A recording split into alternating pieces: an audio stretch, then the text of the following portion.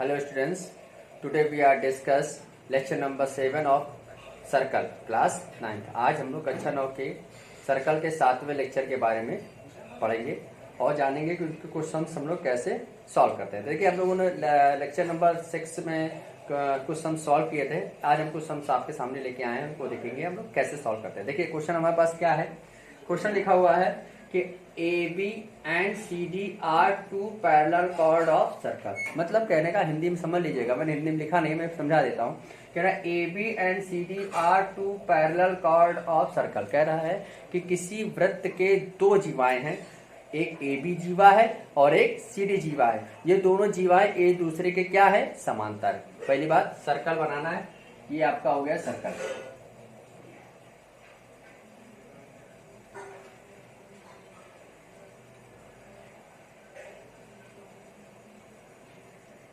ये हमारे पास सर्कल हो गया। अब कह रहा है सर्कल पर दो जीवाएं, दो कॉर्ड है, एक AB और एक CD है।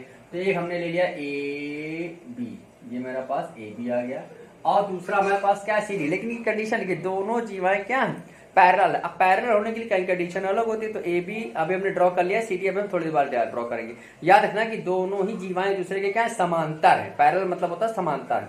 तो AB खींच लिया। अब ये समांतर हो सकता है कि केंद्र के एक ही तरफ दोनों, यानी सेंटर के एक ही साइड पर दोनों पैरेलल हो, या अपोजिट डायरेक्शन में पैरेलल हो, या पर परपेंडिकुलर हो। ये भी है कि सवाल पर आगे डिपेंड करता है। तो देखिए, यहाँ पर हमने AB ड्रॉ कर लिया। अब क्या कह रहा है, such that AB equal to 10 centimetre. तो हमको जो गिवन है वो लिख देते हैं। गिवन दैट दिया गया है, क्या दिया है, AB equal to 10 centimetre and CD equal to 24 centimetre. CD हमको कितना दे रहा है, 24 सेंटीमीटर।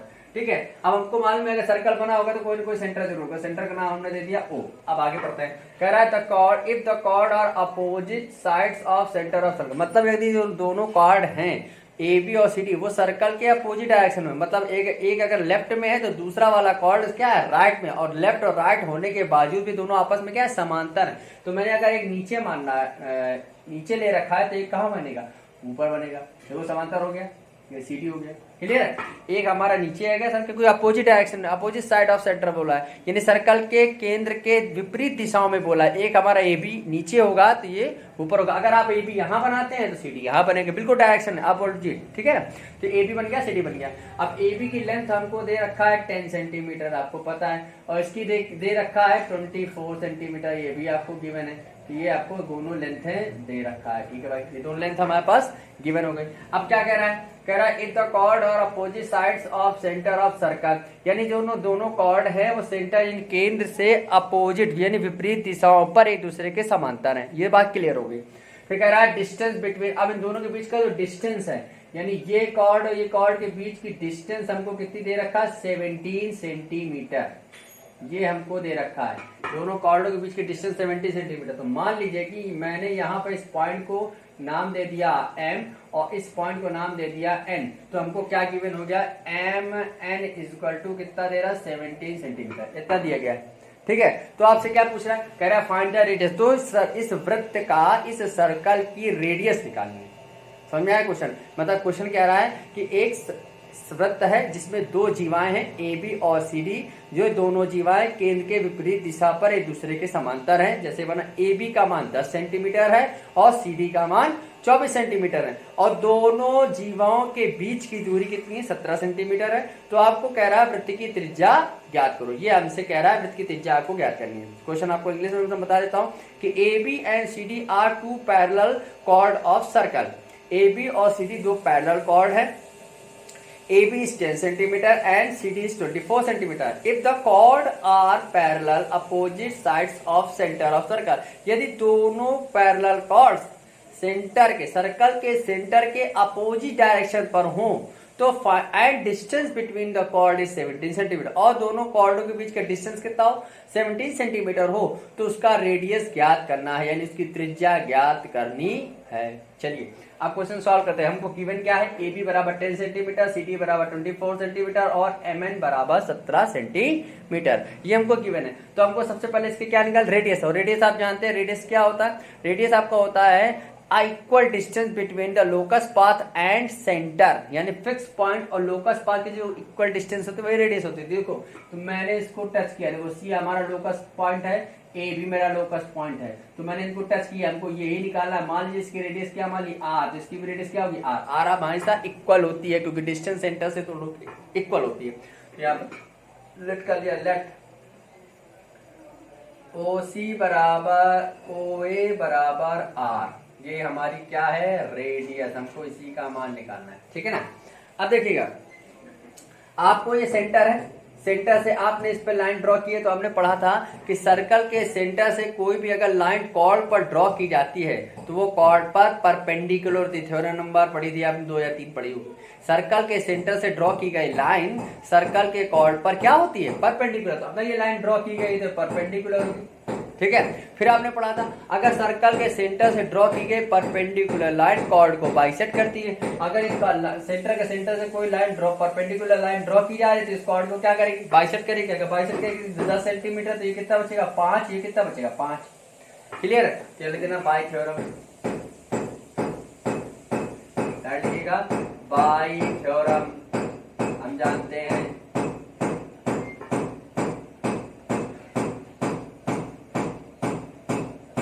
बाई थ्योरम प्रमेय से, ठीक है।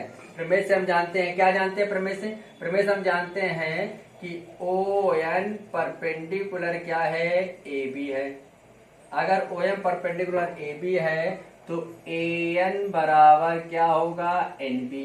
अगर ए एन बराबर एन बी होगा कि ये दोनों बराबर होंगे तो इनकी दोनों की वैल्यू क्या होगी 5 सेंटीमीटर। सिमिलरली इसी प्रकार आपको पता है ओ एम परपेंडिकुलर क्या होगा सी डी होगा।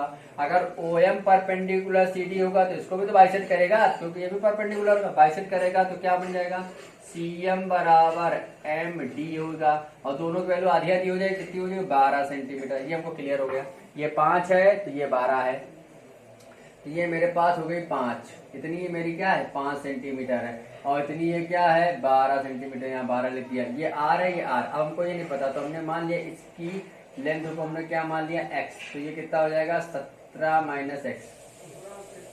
ये अगर हमने x माना तो ये क्या बन जाएगा 17 माइनस एक्स, ठीक है। तो हम लोगों ने क्या लिख दिया लेट कर लिया यहाँ पर, let O M equal to x centimetre and then O N equal to 17 minus x centimetre. ये मेरे पास हो गया। अगर मैंने इसको x माना है तो नीचे वाला भाई टोटल हमारे पास 17 था, अगर मैंने इसको x माना तो टोटल वाले में x को घटा दिया तो 17 माइनस एक्स नीचे वाला पार्ट बचा, ठीक है। अब देखो हमने ट्रायंगल ले लिया, ट्रायंगल कौन सा ले रहे हैं ट्रायंगल ले लिया हमने ओ एम सी इन। देखो ये ट्रायंगल में देखो ये 90 अंश है तो कौन सा ट्रायंगल होता है राइट एंगल ट्रायंगल। यदि किसी ट्रायंगल का यदि किसी त्रिभुज का एक कोण 90 अंश होता है तो कौन सा त्रिभुज होता है समकोण त्रिभुज। और समकोण त्रिभुज पे कौन सी थ्योरम लगती है पाइथागोरस। तो लगा दो पाइथागोरस।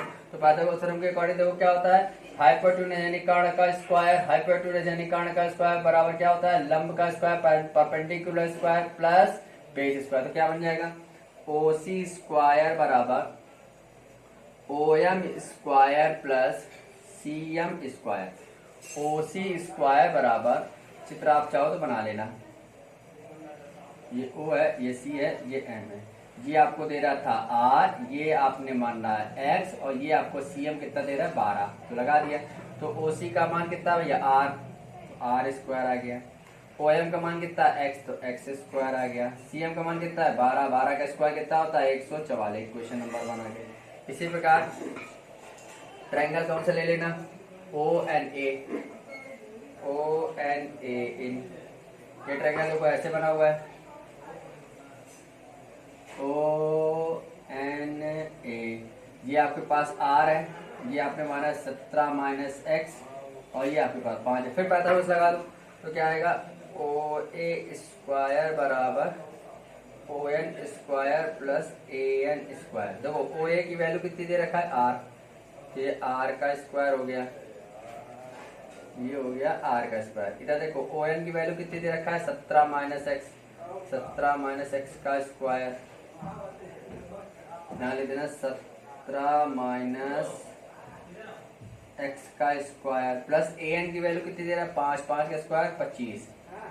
अब दोनों ए बी आर स्क्वायर के बराबर ए बी आर स्क्वायर दोनों को इक्वल कर लो। तो by equation first and second equal कर लिया, दोनों को बराबर किया तो क्या आ जाएगा एक्स स्क्वायर प्लस 144 बराबर 17 माइनस एक्स का होल स्क्वायर प्लस 25। सॉल्व करो भैया, एक्स स्क्वायर प्लस 144 17 का होता है 289, a square a minus b का होल स्क्वायर लेके बेटा a square plus b square minus 2 a b 17 दूनी 34 एक्स यहाँ कितना आया 25, ये कट गया भैया हैं। तो इसको माइनस करेंगे आप तो 25 आपका इधर आके माइनस ये दोनों ऐड हो जाएंगे, इससे आके माइनस कर दो तो आपके पास कितना आएगा। जब इसको माइनस करेंगे तो आपके पास आएगा तो यहाँ पर आया 34, माइनस करने पे आएगा 408 बचेगा। लेकिन इसको जोड़ दीजिएगा, इससे माइनस करें तो कितना बचेगा 408। 34 से इसका भाग करेंगे कितनी बार जाएगा 12 सेंटीमीटर, 12 बार में कट जाएगा पूरा, काट के देख लीजिएगा।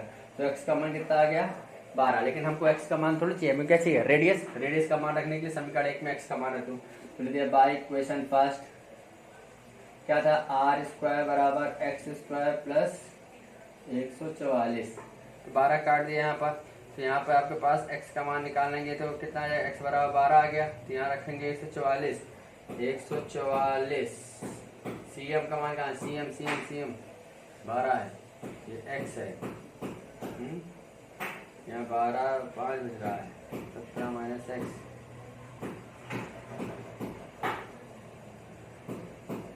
यहाँ पर रखने को गड़बड़ हो रहा है क्या, देखिएगा यहाँ पर x था यहाँ की तरफ 17 माइनस एक्स 24 का हो गया आधा। यहाँ रख दीजिएगा वैल्यू 12 की वैल्यू रखो बेटा। तो आर स्क्वायर बराबर 12 का स्क्वायर 144 ही होता है। तो 144 प्लस 144 तो आर स्क्वायर बराबर कितना आ गया 882। तो आर की वैल्यू आपके पास आ जाएगी अंडर के अंदर 288 लगभग ये आपका 13 सेंटीमीटर के आसपास आएगा लगभग। ठीक है 12 तो हम लोग कुछ आएगा तो लगभग 13 आप डाल दीजिएगा। ठीक है इस तरह से आपको एक क्वेश्चन लगाना है। ठीक है एक क्वेश्चन और अब नेक्स्ट लेक्चर में हम लोग दूसरा क्वेश्चन पढ़ेंगे। ठीक धन्यवाद।